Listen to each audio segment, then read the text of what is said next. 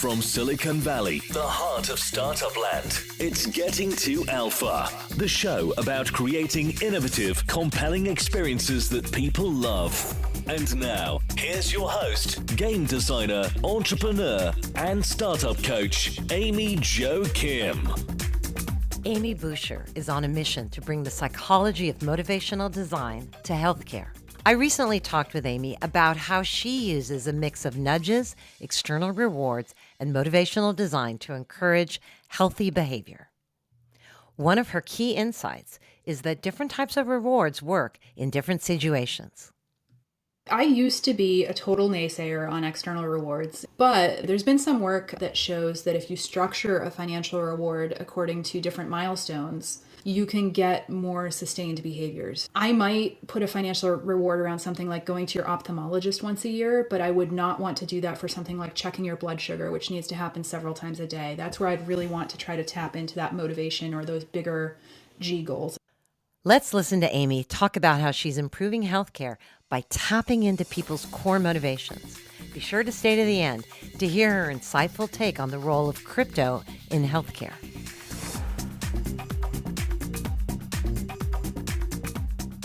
Welcome, Amy, to the Game Thinking Academy. Thanks for being here with us. Oh, thank you so much for having me, Amy Jo. I've really been looking forward to this. I have been following you for a long time. I love your book. We're going to be talking about that. And your career is really fascinating. I think a lot of folks are waking up to digital therapeutics, behavioral health, this whole area. But you've been really digging into this for a long time. So now you are currently the Chief Behavioral Officer at Lyrio, is that correct? Yeah, that's right. As of early last month. Congratulations, very exciting. We're going to be getting into your job in a moment and learning about what you mean by behavioral health, why you wrote a book, etc. But first, give us the helicopter view of how you came to be doing what you're doing as Chief Behavioral Officer, a title that probably didn't exist a few years ago. How did you get into design and tech? And then, what were some pivot points along the way that led you to being here? I feel like a lot of my career was happy accidents in a way, because as you mentioned, these job titles really didn't exist when I was starting out. I finished my PhD in psychology in 2006. And I really, really loved what I had learned to do in grad school and wanted to apply it in a corporate setting. But I had no good sense of what types of organizations hired people like me, or what would a job title look like for somebody like me. And it took me a few years. I had a starter job right after grad school that wasn't the right fit, but it was the job that got me into healthcare. It helped me to realize that there's a huge opportunity for behavioral scientists in healthcare, because so much of what people do around their health is behavioral. So, if you think about somebody with diabetes, they have so many different behaviors they have to do in order to improve their outcomes and live a good quality of life. And when I say happy accidents, I really stumbled into my next job a bit. I had been doing some competitive analyses, looking at what was out there in terms of patient support and patient programs. And I found this online, it was called Digital Health Coaching program that was built by a company called Health Media. And it turned out Health Media was a spin out from the University of Michigan, where I had gotten my PhD. It was 2 miles door to door from my house at the time. And they were hiring for a content developer. And I've always been a good writer. So I thought, well, I'll give this a try. And I applied for it and got the job. But I was very lucky because they had a behavioral science team who recognized me very quickly as one of theirs. So I was given some of that scientific discipline back that I had thought I kind of had to leave behind if I was going into a corporate workforce. And at the same time, I was part of a product team. So that's really where I started to learn about digital, about building product, about working cross-functionally with engineers and visual designers and other folks who bring a digital product to life. And then the next happy accident that came from that job was we were acquired by Johnson & Johnson. So I was given access to this amazing global company that does business across the entire spectrum of healthcare. So it was like I went from this small job that maybe wasn't quite the job I wanted, but I thought would be interesting to try, to this really fruitful career where I was exposed to, I got to travel internationally. I got to work across medical devices and diagnostics, to pharmaceuticals, to over-the-counter therapeutics. And it really set me up nicely to be a product person with a behavioral science specialty or expertise. And since then, I've had much more, I think, discipline to the jobs that I've chosen because I was able to establish myself in that space. So now you're at Lyrio. What pulled you to the company? What is it that is exciting to you about this role and what's in front of you? Yeah, so Lyrio is a company. We have an artificial intelligence platform, but we use it to leverage behavioral science messaging. So our AI agent is able to learn quickly about a person and determine what behavioral science techniques might be most effective to get them to take action on their health. And when I first heard about Lyrio, what it sparked for me, well, first of all, I've been interested in AI for a long time, but I've learned that a lot of companies will say they're doing AI, but it's not really, or they're doing it in a very superficial way. So as much as I was interested, I never had a chance to really dig in deep and work with it. But then, in my first phone calls with people at Lyrio, it reminded me of those health media days. I picked up on the same kind of energy and collaboration and the group swarming around a mission that made my time at Health Media so fulfilling, even through the J&J acquisition. But to me, it felt like an opportunity to kind of go back and capture some of what was wonderful about that point in my career from a more senior position. And, I also just really believe in the technology and what we're doing. So I feel good about the mission. I feel good about the technology, and it recaptures that energy for me that I really thrived on. Wow. So let's define a few terms. What do you mean by behavioral design? Yeah, so behavioral design, when I've presented on behavioral design, and I've done many times like kind of a 101 of behavioral design, I sometimes use this stock photo that's like a pair of colored sunglasses coming down over the image, because I think behavioral designers do a lot of the same activities that other designers do, but they do them through the lens of behavior science frameworks, theories, approaches. So, for example, I myself, like if I were to produce a design deliverable, it would probably be written, whether that's in terms of content for a product or requirements, because that's my skill set. But I've worked with behavioral designers who are visual artists, who can create the actual wireframe and then the interaction design for an app that's designed to change behavior. What we have in common is that as we approach the research and the development of these things, we're pointing back to specific theories or frameworks about how human behavior is influenced and determined. I do a lot of work on the research side, and I frame that research consistently around one framework I use a lot is called COMB, and I do talk about it in my book quite a bit, but it's really about identifying the behaviors that we want people to do, and then starting to identify the barriers that stop people from performing those behaviors, the facilitators that help them to do it, and then figure out how can we make our design either overcome those barriers or amplify the facilitators so that the end result is we're making this behavior easier for people to do. So removing friction from behaviors is a great thread, because that's fundamentally what you're talking about. How do you think about the role of motivation and identity?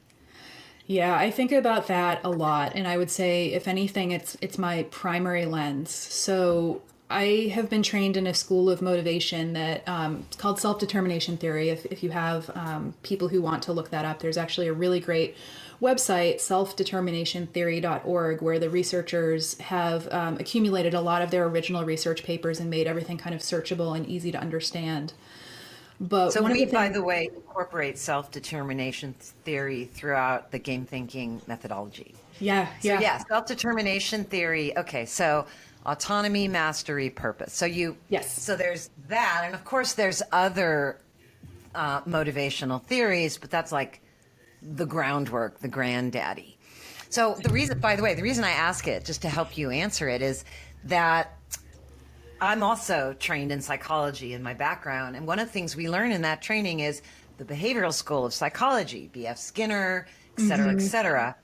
And of course, that led us right into all of the Skinner box mechanics and such that, permeate a lot of gaming.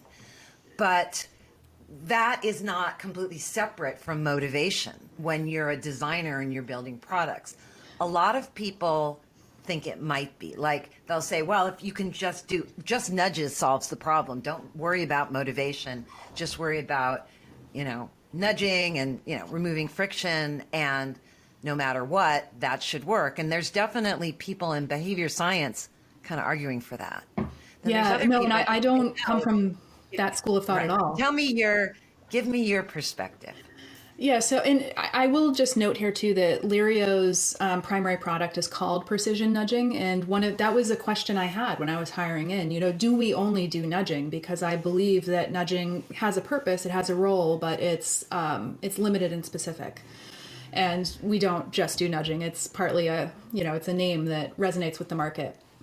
When I think about healthcare, I think that there are some areas where we really do need to tap into motivation. And I think of that in terms of people's, as you said, identity. What type of person do you believe you are? What are your core values?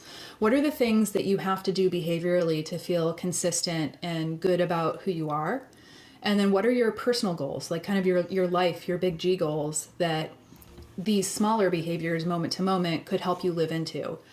And then there are the things where nudges are appropriate. So if it's making an appointment, which is a behavior that we often target at Lyrio, but that's something where you don't really need a person to think very deeply about it or harness all of their motivational energy to approach it. It's kind of like, okay, just pick up the phone and make the appointment. And a nudge can get somebody to do that sort of quick episodic behavior. But that's in contrast to something like if you need to adopt a special diet for a medical condition, you are making hundreds of decisions every single day around what that means behaviorally. And there's no way as a designer that I can be there moment to moment nudging you for every single one of those decisions. I need you to have something within yourself that will provide the guidepost in those moments. And perhaps, as a designer, there are other key opportunities to check in with a nudge. Maybe it's something where at the grocery store, we can use nudges to help put better things in your cart. But again, you're going to go home and I'm not going to be there to nudge every bite you put in your mouth. So I see the two approaches needing to work together when we're talking about these larger types of behavior changes that span long periods of time. That was really well expressed. So valuable. Following on that, what are some of the biggest misconceptions people have about behavioral design? Oh boy. A really big one, I think, is that it's more powerful than it is. And that feels like a funny thing to say because I'm obviously a huge believer in behavioral design. I've chosen to have my career be here. But, I will encounter people who feel like it's an extremely manipulative design approach, that we're forcing people to do things. And, first of all, it's just not so effective that we can get people to do whatever we want without them pushing back or consciously reflecting on it. There's certainly some places where we see remarkable changes in behavior based on a nudge or relatively light intervention. But for the most part, I am not able to control a person. And part of that is there's so much variation person to person. When we're designing a product and it's going out to hundreds of thousands of people, to personalize at the level to be like that puppet master, it's just, it doesn't make sense. But I think it comes out of fear too. People are very afraid of being manipulated. There's been some kind of high profile stories of companies that have not acted in the best interests of their users. And so it's coming from a natural place, but that's a big one. And it's a fine line to walk between we can create an effective intervention that will change results and we can't control an individual. But it also comes back to some of those central theory, actually even nudge theory. The definition of nudge from the Thaler and Sunstein book is very explicit, that people retain their free choice in the presence of a nudge. There's no forcing, there's no coercion. And similarly, if you think about motivation and motivational theory, as you know, it's really about connecting people with goals that matter to them. And so that pulls us back from that manipulative space somewhat. So that's a big one. And then another one, when I've identified myself as a psychologist because of my PhD in psychology, I have gotten more than one person who said something like, oh no, can you read my mind? Or that's one, psychic, or are you diagnosing me? And I'm not a clinician. So, but my understanding is even if I were a clinician, most people aren't walking around with that lens on when they're in casual conversation. So when you that's again really, really interesting. When you talk about no coercion, no manipulation, you maintain free will. It's about connecting people to goals that matter to them. Yes, yes, yes. So how do you think about and how do you answer people that just want to throw a bunch of external rewards in there and say, yeah, that takes too long. We need them to do this. I've heard that the answer is just reward them. Mm-hmm. Maybe you've experimented with that or had clients who wanted that at some point. How do you think about that, and what have you seen play out with those kinds of systems and adding external rewards to the mix? Yeah, so I used to be a total naysayer on external rewards, and self-determination theory would predict that you're going to get pretty poor follow-through, at least over time, with a reward-based intervention. But there a couple different things here. There's been some work, Kevin Volpe out of the University of Pennsylvania is behind a lot of it, that shows that if you structure a financial reward according to different milestones, you can get more sustained behaviors. So he's done a lot of work with smoking cessation, where maybe there's $100 reward or incentive for somebody, but they don't receive most of that until they've gone like 6 months without smoking, at which point, their bodies have been able to adapt and they're more likely to keep up that new behavior. So things like that, thinking creatively about what specifically gets rewarded across the journey or the lifespan of the behavior. There's also some evidence that being rewarded in the short term does not necessarily burn out your long-term motivation, and that's in contrast to some older research. But what I take away from that is, if I'm in a situation with a client where they're really insisting, and this pertains more to previous roles that I've had where I have worked more, in consulting or with these sorts of client integrations, but if they're going to move forward with an incentive now, it doesn't necessarily mean that this patient population will be hard to recover into a more motivational intervention in the future. And so one of the things that I think about is, are there behaviors where we can reward somebody and it won't matter as much? And I tend to think that things that are episodic are good candidates for rewards. So if we're doing a health risk assessment, one of those surveys that has 100 questions about everything health related, I feel okay rewarding somebody financially for that because they probably have to do it at most once a year. Even things like having a mammogram or a colonoscopy that happen, at most once a year. Okay, like there's not a lot of in-between motivation that we need to be spurring. But when I'm thinking about an overall, and again, I'm going back to diabetes because that's a really complicated area of health where there's many, many behaviors that people need to do. I might put a financial reward around something like going to your ophthalmologist once a year, but I would not want to do that for something like checking your blood sugar, which needs to happen several times a day. That's where I'd really want to try to tap into that motivation or those bigger G goals again. Right. We could probably talk about the nuances of this for a while. Yeah. Fun rabbit hole to go down. Let's pin that for part 2. Okay. So yeah, that's really interesting. So one of the things I'm getting from your stories is that you really stay up to date on the research. I try.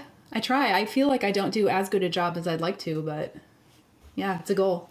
Right, because you want to be able to bring that research into your work and meld these two worlds of true scientific research and results with making a difference in patients' lives. I feel like that's the story of your career, and it's so cool that you're getting to do this now in this position. So along the way to making it here, you wrote a book. I did. Engaged. So I will have some questions about how did you come to write that book? Like what pushed you to say, okay, this is going into a book? And also, what were some of the surprises along the way of writing the book? Oh boy, yeah. That you didn't expect? I'd say the book, I'm going to put it into my happy accident bucket again. I will say, I always had an aspiration to write a book. I remember finding this diary of mine from when I was 7 or 8 years old, and I wrote, I will be a writer. So it's not a new thing for me to be interested in writing, but the actual book, I had a long weekend. I think it was Memorial Day weekend a few years ago. And I was on the Rosenfeld Media website, and I think I was actually browsing to buy books because that's one of the ways I do try to stay up to date with research is through reading books, which I find can be a lot more engaging than an article. And they had a place on their website where you could submit a book proposal. And I was like, I have some free time this weekend. Why don't I put this together? And so I did. I submitted it. I didn't hear anything for a few months. And then Lou Rosenfeld, who is the head of Rosenfeld Media, reached out to me and basically said, we think there's a there, but it's not ready yet. And so they worked with me for quite a while to go back and forth and reshape that proposal and really articulate where it could make a unique contribution to the world. So, through that process, it helped me kind of get crisper on what I wanted to accomplish with the book. But what was in the back of my head when I first saw that submit a proposal was, as somebody who kind of accidentally stumbled into this behavioral design, applied behavioral science space, I spent a lot of time educating myself on the design and product part of it. So attending UXPA conferences or local meetups that were really heavy on the design side or the UX research side. And when people learned about what I did, they'd be very interested in the behavioral science side. So I was getting a lot of outreach from people about how do I bring these skills into my work? How do I infuse my UX role with behavioral science? And I was kind of running out of capacity to do any justice to these requests. And also I was frustrated that I had no resource I could point people to. So in my head, like those were my readers as I was putting the book together, the people who are working in UX and who want to understand enough about behavioral science to really integrate it with the job that they're doing. And I'd say one of the surprises, one of the reasons I actually wanted to write a book with a publisher as opposed to doing it on my own was having access to an editor. So I had a wonderful editor at Rosenfeld, Marta Jostak, and one of the things that surprised me were I thought I was doing a really great job writing things in plain language, and she would flag things as being very jargonistic or hard for her as a person without that expertise to understand. And so I had this kind of mini education inside of the process of learning what is familiar to a new reader and what really is kind of industry or experience specific to me. And I think that that process of working with Marta really made me a better communicator in general because I have that stronger sense for that now.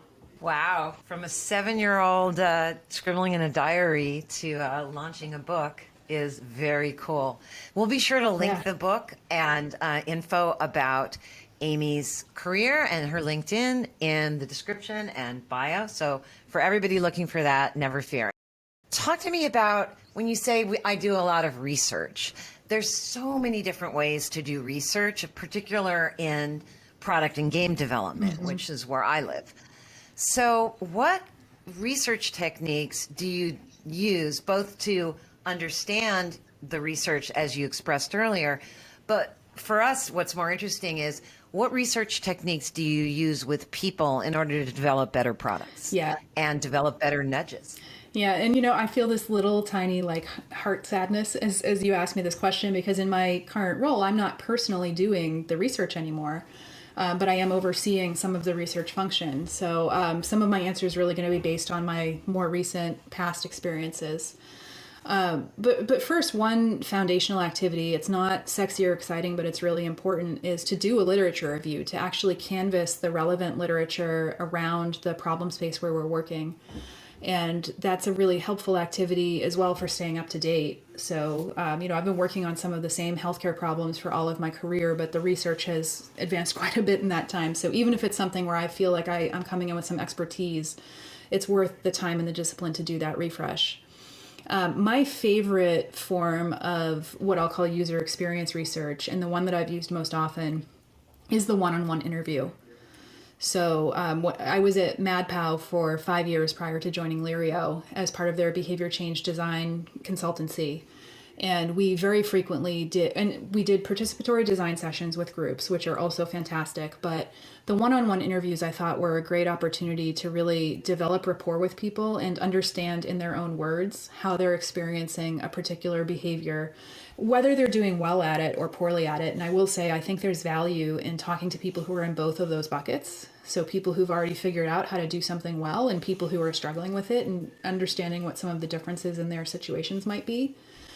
And one of the things I particularly love about the one-on-one interview is that you get such emotionally rich data. You get to see people's facial expressions, hear their tone of voice, the specific words that they use to talk about their experience. There's a lot to unpack in the implicit data that you're receiving there that is missing from something like a survey, which has its place in research for sure. But especially when I'm just starting out with a product design, I really want to understand that rich level of experience from the people who will ultimately be its users.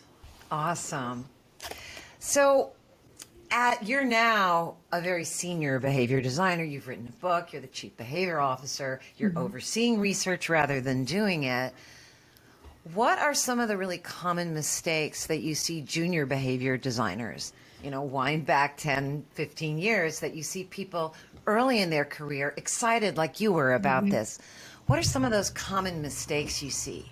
And what do you wish that you could, help them understand? Yeah, I think one common mistake, and I'm not going to blame the junior designers here. I think it's more an artifact of the way organizations are set up around this function and this role, is not leveraging enough of a feedback loop around what they've designed. So, and this is something I've fallen victim to as well, especially when I have been a consultant, because as a consultant, one of the big drawbacks is you may do a strategy or a set of requirements or a design for a program, but then you are not ultimately usually involved for the execution and evaluation of it the same way. But I see junior designers getting very excited because they believe that they have the answer to something. You know, they've hit on the clever design that will ultimately help people do the target behavior the way that they want to be doing it. And they are resistant to push back on that, whether it's coming from others on the team who perhaps have experience, or more importantly, from actual data. One of the things that we're really trying to pay attention to at Lyrio is using our own data as a feedback loop, because we do know on a pretty regular basis who is responding to our interventions and who isn't. And so, I'm really working to make sure that we are crystallizing that in our design structure. Yep. So, what is your take on the digital healthcare market in 2022 and a little beyond? Pulling back, you've had several really interesting positions. You work for Johnson & Johnson, you work for a consultancy. Now you're at this cutting edge AI company. What do you see going on in digital healthcare? You know, one of the things that I've really started noticing in the last few months is actually non-health companies getting into the digital health space, making a play in the digital health space in a bigger way than they have in the past.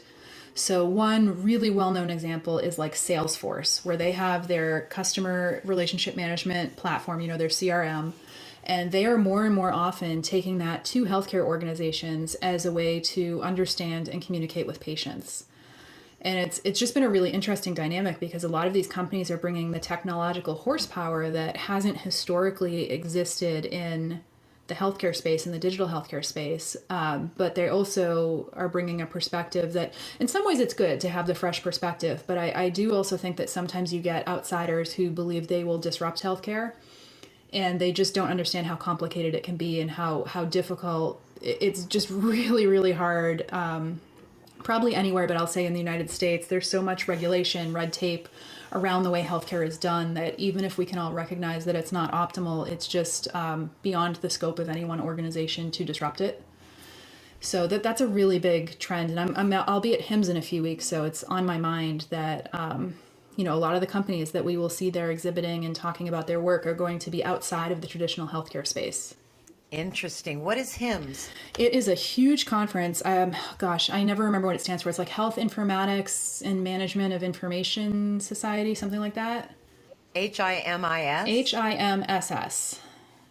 SS. Got it. But it's HIMSS. We'll link that also in the. Yeah, if anyone will be at HIMSS in Orlando in March, Lyrio will be there. I will be there. But it's a conference. I joke with my family, like every year I don't want to go to HIMSS, and every year I'm voluntold to go to HIMSS, because it is a really important conference in the digital health space.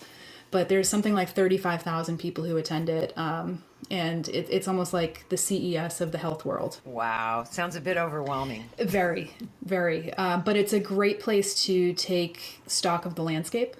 So that sounds really interesting. Something I'm really curious about, and this question also came in from our community. So in the Game Thinking Academy, one of our backbone tools is conceiving of your customer experience as a journey with stages that require different kinds of design. And in the last 6 months, I've gotten more inquiries about how do you design a journey from people in healthcare than I had in the last 6 years. So in my world, that concept, which I think is being driven by larger scale shifts and recognition about retention, is everywhere. And I'm wondering if you've seen shifts around people caring about things like retention versus just like get this short-term thing going. Yep. I haven't thought of it exactly that way, but yes. And also re-engagement as well. So if they've lost somebody from their system, how do they recapture them? So definitely seeing that. I'm also seeing the journey language a lot, which is fulfilling for me because at MadPow, we were an experience strategy group, and we did a lot of work with journey maps and thinking about what those needed to look like and how do we weave in behavioral science to them, and found that sometimes we really had to make the argument for why this sort of approach is valuable and how you use it. So to hear that this is more on people's minds and they're seeing the value is really gratifying.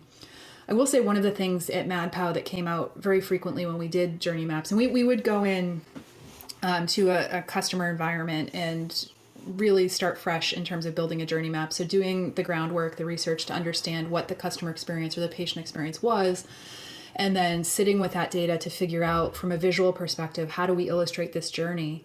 And we frequently found that linear was not an appropriate shape for a patient or a healthcare related journey. So there were often either loops like a roller coaster, or we had a couple that were fully circular. But oftentimes you find with healthcare, it's very natural to have relapse states or plateaus. If you think about something like weight loss, where you may make really good progress for a while and then it slows down or even reverts. You may have new issues come up, or even just aging changes the list of health concerns that people have, just thinking about things like recommended screenings. So yeah, just really getting flexible and thinking about a journey as a non-linear entity and being comfortable with the idea that people may move back and forth along that. Yeah, I think thinking in terms of loops is certainly something we do in game design or anybody that's doing any kind of system. But I love how you really put the loops into the journey, and sometimes they double back. You aren't going to ever get re-engagement without some sort of loop. I mean, so I think it sounds like from what you're saying, triangulating it with what I'm hearing, the industry's waking up, people are open to thinking about customer journeys, and the question becomes, what's the most effective way to map that out and get our arms around it as a product team, right? Yes. So that we can deliver a great customer experience and a successful business, which is our goal at the end of the day. Yeah, and I think this relates to game design as well. A phrase that I'm hearing a lot, and we use it at Lyrio, is next best action. So if a person accomplishes something or reaches a milestone, what is the next best action? And one of the things that game designers do really well, that behavioral designers are just starting to get better at, is making that call to action part of the feedback so that you have that continuous progression over time. I think back to some earlier examples, and it just felt like the communication, the engagement with a patient was very episode bound. It was like, okay, you did the appointment, we'll give you feedback. Now we won't talk to you again for another year. But there's an opportunity to have more of this ongoing conversation and keep giving people these small calls to action that keep them, walking along the journey, to go back to that metaphor. Exactly. Yeah. And designing that is, it's no small trick. No. Because, and I think part of the undercurrent running through this conversation, we touched on it earlier when we talked about identity and nudges and how they have to work together, is blending a great experience delivered to a customer or a player or a user, whatever word, a patient, yes, whatever word you have, delivering that great experience in a way that makes sense to the patient, that, they don't have to ask questions. It just feels natural. It makes sense. It's clear, while also including all the details, all the nudges, all the mechanics, all the calls to action, because those are mechanics. And, one of the tensions that we struggle with a lot, every game designer struggles with, and I think in behavioral health, as you said, it's on the rise, is how you really bring those together. One thing we talk about a lot, I'm really curious if you bring this to your work, is mental models. That's a staple of UX. People mean different things by it, but I mean something really pragmatic and commonsensical about it, which is what your customer would tell someone else your thing is if they were trying to describe it, right? It's like, what is their mental model? Is this a game? Is this a gamified something? Is it a game? Is it, there's this app that's kind of like a really nice mental health therapist, there's an app that's my friend. Those are completely different mental models with different sets of conversational expectations. In healthcare, this issue is like front and center. So how do you think about that? Yeah, it's funny. So I use the phrase mental models a lot, but in a different way, because it is one of the constructs that goes into that COM-B model that I use. So it's part of what we call automatic motivation. And it basically is, does a person have an idea that this is a behavior that's appropriate for them, that it will help them achieve their goals? What is their mental model around the behavior? But what you're talking about, we do also encounter. And as you were talking, I mean, I can remember when I was at J&J and we were talking about a new product idea that never came to be. But the working name for it was Pocket Friend. And just built into that name was this assumption that that would be people's mental model of it. But in fact, what Pocket Friend was designed to do probably didn't feel very friendly, because it was really about, keeping people on track with all of these health behaviors, and not necessarily in like a buddy sort of way. The other place where I've encountered what you talked about with mental models a lot is actually around games and gamification. And I think this is something that's gotten better, but maybe about, 7 to 10 years ago, I frequently encountered external organizations who would say, well, can you gamify this experience? And upon talking to them, it became clear that they didn't understand that gamify was the addition of gaming elements to an experience. And instead, they were really looking for something that was game-like. And that is not appropriate for a lot of healthcare type applications. People who are coming in to manage a very serious health condition are not looking for like a Mario Brothers-esque experience around that. So that was something that felt really frustrating for a while. I spent a lot of time. I actually had a bunch of documents and things that I would use in these situations about like, here's gamification and here's games and here's why we do this and not that. And we need to, like, why do you want a leaderboard for your blood pressure management app? Is that really a good idea? That seems to have faded, fortunately. Yeah, I'm not even kidding. Leaderboards for a while, everyone was asking for leaderboards, and it's like, you can't have people compete on some of these things. Like, you're just going to demotivate, and it is weird. Yeah, I think, what I see is that the gamification trend is very unevenly distributed all over the world. Mm-hmm. I think some people are over it. They tried it and they found out that, no, that's not the solution. Some people are still really excited about it. It means different things. It means completely different things to different people, like the word community. What does that mean? Right? It means, I think that there's so much promise in behavioral health to deliver better feedback mechanisms, which is a huge part of game design, right? Like throwing a bunch of points or leaderboards at something, most of us by now have learned that that's not a good idea. And I have to say, I've seen that up close and personal. And like you, I'm not against external rewards or leaderboards or points. I use them all the time. Right. But when you see people use them in a way that is not connected to how the customer is thinking about the product and what they're looking for out of the product, is when you get into trouble. I have a client who did a play test. We help people do a lot of play tests for his product, and it was gamified mental health, gamified mindfulness. And one of the play testers said, boy, when I need mindfulness, the last thing I'm looking for is a leaderboard. Yeah. Yeah, we actually did a research study when I was with J&J. It was for a client. It was some kind of medication tracking. But we had built like it was not even mobile because this was so long ago. It was like an online interface for them to track their medication. And one of our respondents said, if I could remember to go online and track, I'd remember to take the medication. And for me, I still remember, I can picture the guy's face. Like that was a changing moment for me to hear that. Wow. Very interesting. So before we go, Amy, from where you sit, what is your thinking on crypto and Web3 and what it might offer healthcare?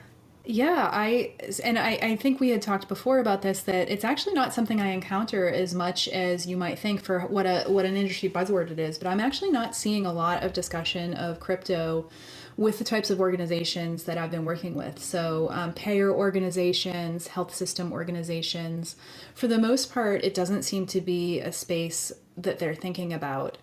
When I've done a little bit of my own investigation, where I think there might be promise is in thinking about how you correlate data to an individual or to a group of individuals.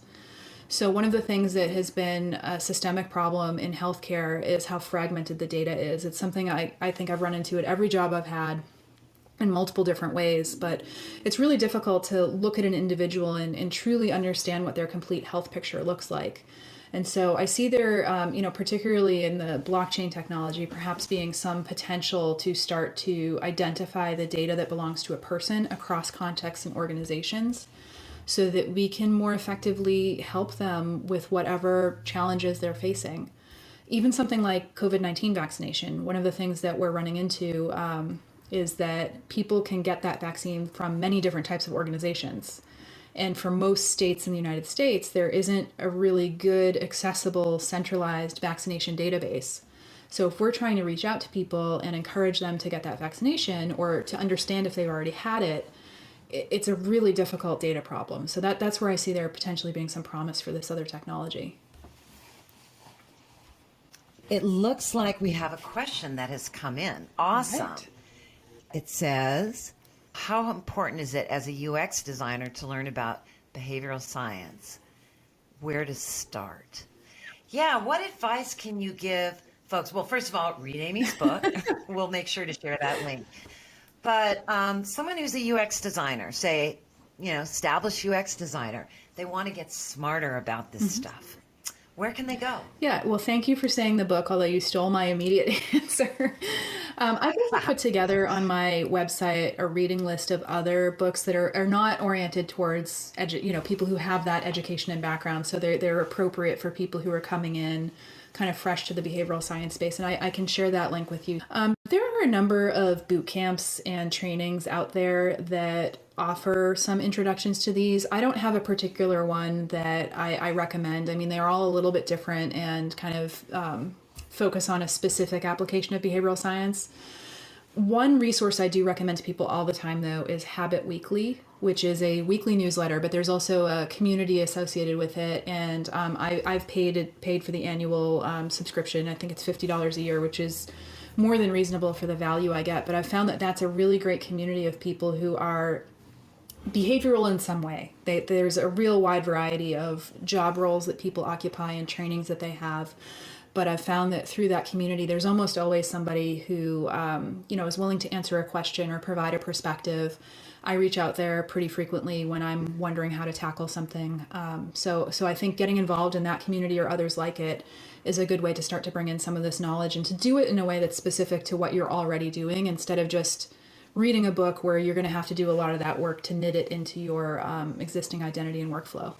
So for a digital health therapeutics company or digital health company, how important do you feel it is to have a specific behavioral designer as part of the staff? And what qualifications would that look like? Yeah. I'm thinking about, so at Lyrio, we do have specific behavioral designers, and they all do have specific training in behavioral science. So the folks who have the behavioral design job title, right now, all of them are actually doctorally level trained. That's not a requirement in our job descriptions, but we, for the most part, are looking for at least a master's degree level of social science training. I have also worked, though, with people who I consider world-class behavioral designers who don't have formal education in social science and have picked it up through, things like boot camps and reading and on-the-job collaboration.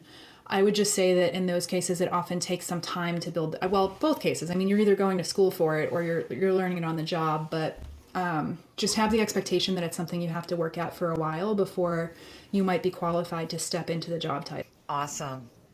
There's so much richness here, and there's so much overlap with game design. It makes me sort of tingly excited. Me too. And I mean, you and I have talked a little bit where I'm wondering I would love to have my team train in game design, because I see how neatly it will plug right back into our work and help make our product more compelling. So, the motivational dynamics underlying both have so much in common. Yeah, it's a brave new world, and especially in digital health. It's that area is just exploding. Yeah, and I mean, the thing we talk about a lot too is, we're not really just competing against our competitors. People aren't sitting down and going, am I using this weight loss app or this weight loss app or this one? They're saying, do I open up TikTok or the weight loss app? So we really do need to think about being engaging in a way that, is non-traditional for healthcare. Wow, TikTok for healthcare. That's an amazing note to end on. So what's coming up for you other than going to this 35,000 person health conference in 2022 that you'd like to share with us and tell us about? I mean, what are you looking forward to? I'm really excited about my new role as Chief Behavioral Officer. So part of my stepping into this role is I'm really building the team. So I have a new Director of Behavioral Research starting in a few weeks. So that will really set our research arm on a more steep upward trajectory than it has had. We're also going to a conference in April called the Society for Behavioral Medicine, which is more on the academic side, but I'm really excited for that because it's an opportunity for my team to show off the scientist side of what they do. I think oftentimes being in industry, it's very easy for people to recognize the design side or the commercial opportunity of what we do, but it's just cool to be able to see my team go and geek out in the way that they were trained. So I'm really excited for that. But mostly I'm just really, I feel like I'm overusing the word excited, but it's the right one. I am very excited about what the future holds for me at Lyrio and for my team. That's fantastic. And congrats on building out your team and getting some new folks to come help you bring your vision to life. That's really wonderful. Thank you. So thank you so much for taking time out of your schedule to join us today, share your wisdom. This was absolutely fantastic. Thank you for your questions, folks, and for being here. I'll make sure to follow up with you, Amy, and get those links so we can include them. And especially Amy's amazing book, which is a great start for anyone that wants to know what behavioral design is and how you can harness that power for your own products and games. Thank you so much. See you soon, I hope. Thanks for listening to Getting to Alpha with Amy Jo Kim, the shows that help you innovate faster and smarter. Be sure to check out our website, gettingtoalpha.com. That's getting2alpha.com for more great resources and podcast episodes.